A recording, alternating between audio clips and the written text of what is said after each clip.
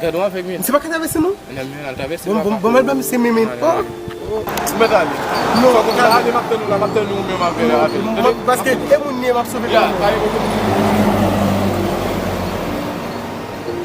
Pas traverser, doit traverser tadi.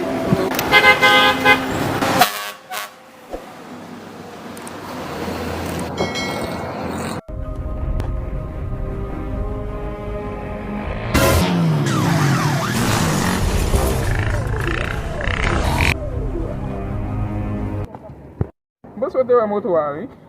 Me kaka.